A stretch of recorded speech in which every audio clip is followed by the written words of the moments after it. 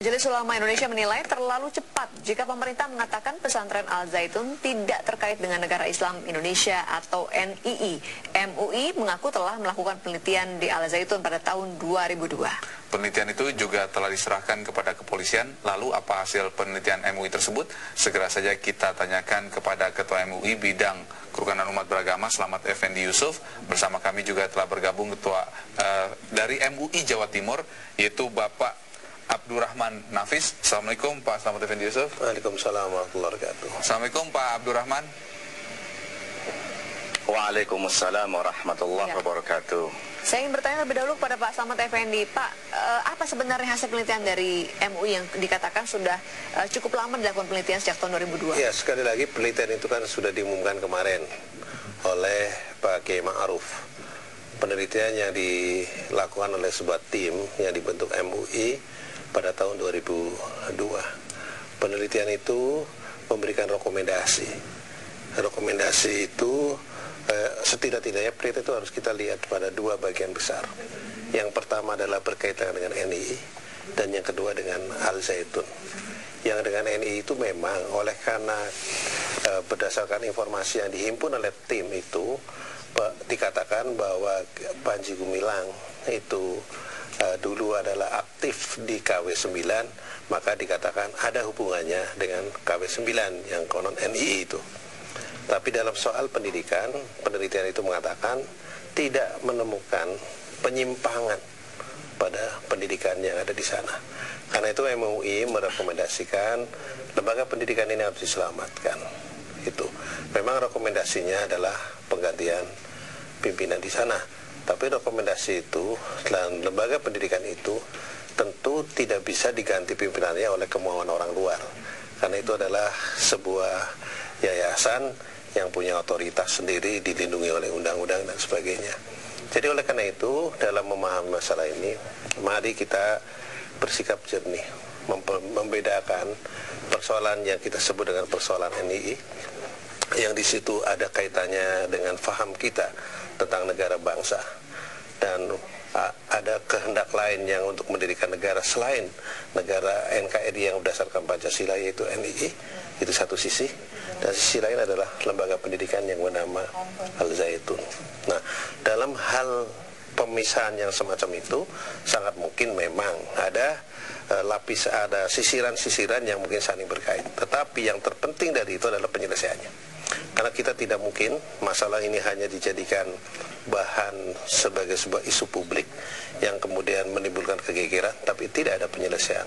Itu yang ingin saya tawarkan melalui apa yang nanti akan kita bicarakan. Nah, keterkaitan itu sejarah tadi Anda sudah jelaskan. Nah, ada keterkaitan finansial dan kepemimpinan juga di situ. Nah, ini apakah artinya kita bicara finansial misalkan, bahwa keuangan dari NII KW9 ini juga terkait dengan Al Zaitun, atau Al Zaitun membiayai NII KW9, atau bagaimana Pak temuan yang kita tahu, Al Zaitun itu didirikan oleh sebuah yayasan pesantren Indonesia kalau tidak salah.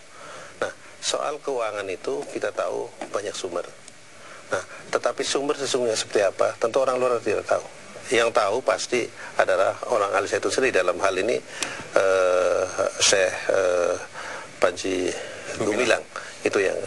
Tapi bahwa misalnya Syekh Panji Gumilang memiliki tanggung jawab finansial untuk sebuah cita-cita mendirikan sebuah lembaga pendidikan besar seperti, pasti iya. Nah, tetapi apakah itu dari sebuah gerakan yang inkonstitusional, bahwa di balik itu ada gerakan-gerakan yang katakanlah anti NKRI, atau semata-mata untuk mendirikan lembaga pendidikan? Itu yang akan kita harus dilihat secara cermat. Itu kan menjadi masalah itu Pak akhirnya. Ya tidak semata-mata menjadi masalah, karena banyak orang juga menyumbang ke sana. Ya. Jadi kalau Anda datang ke sana, pasti ada kehendak menyumbang. Ketika melihat sebuah rencana semacam itu, Anda lihat market pembangunan, Anda lihat bagaimana asrama mau dibikin, bagaimana masjid mau dibesarkan, bagaimana stadium mau dibangun di situ dengan kualitas seperti ini. Itu dengan sendiri ya, dalam diri kita itu ingin apa? Merogoh kocek untuk ikut membantu. Dan itu dilakukan oleh tokoh-tokoh politik di Indonesia untuk membantu semacam itu, karena melihat di tengah sawah seperti itu ada proyek yang sebesar ini. Tetapi bahwa di balik itu juga ada yang lainnya, kita unos, siapa tahu. Kita juga jadi temuan dari MUI tidak secara lebih lanjut menjawab pertanyaan tadi terkait dengan keterkaitan finansial. Karena kan tidak ditemui fakta, kita kan belum menemukan fakta-fakta tentang aliran uang. Itu kan logika yang mengatakan historik. Siapa yang namanya Syekh Panji Gumilang? Terkaitannya dengan KW9. Kalau kita bicara KW9, Anda harus berbicara tentang KW1 sampai 8. Nah, kenapa sekarang misalnya ada perbedaan pendapat di antara tokoh-tokoh yang dulu bergabung pada KW-KW ini dengan Syekh Panji Gumilang? Dan pertanyaannya lagi, kenapa keributan ini justru ditimbulkan oleh tokoh-tokoh yang datang dari kelompok ini juga pada awalnya? Apakah dia pelaku atau orang yang disebut dengan korban? Tapi kalau ada masalah internal yang tidak terungkap, kalau ada masalah internal yang akhirnya terungkap seperti ini kan akhirnya kita tahu, Pak, justru apa yang terjadi di sana. Anda kan mau, itu artinya Anda mau mencoba mengatakan bahwa ini terjadi karena ada masalah internal begitu di sana kan, kemudian ini diungkap. Tapi justru dengan masalah internal yang terungkap ini kita tahu apa yang terjadi di sana. Makanya saya ingin mengatakan ada dua hal yang harus dipisahkan. Yang pertama adalah tuduhan bahwa ada kaitannya dengan NII. Sekarang, apa sih NII?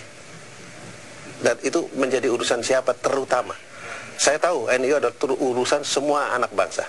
Tetapi yang terutama untuk menangani adalah aparatur keamanan di bidang intelijen, di bidang keamanan. Itu yang harus mengungkap. Kalau lain tidak bisa. Kemudian yang kedua adalah lembaga pendidikan ini. Lembaga pendidikan ini adalah lembaga pendidikan yang sangat besar.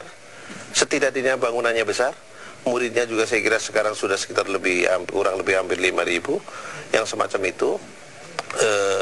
Itu yang harus kita selidiki. Nah, yang lebih penting lagi karena ini lembaga pendidikan adalah jangan sampai lembaga pendidikan ini memang dirancang untuk menciptakan orang-orang bercita-cita NII. Nah, itu harus dilihatkan pada kurikulumnya, dan MUI sudah menemukan fakta bahwa tidak ada penyimpangan dalam soal pendidikan.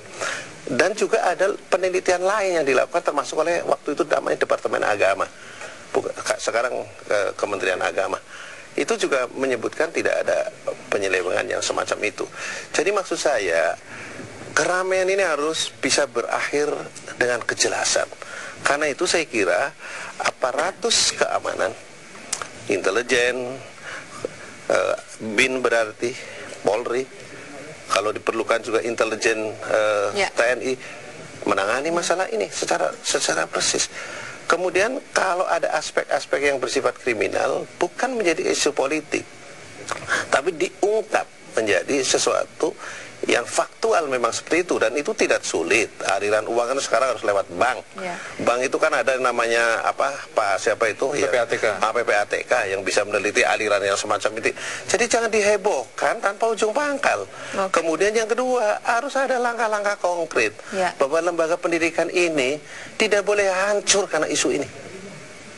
Sangat berdosa kita kalau menghancurkan lembaga pendidikan yang besar ini dengan macam-macam tuduhan, macam-macam tanpa bukti.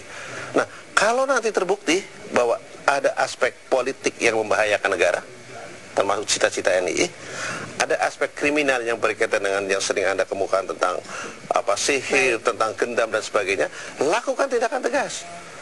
Tapi kalau tidak ada, juga harus dikatakan tidak ada.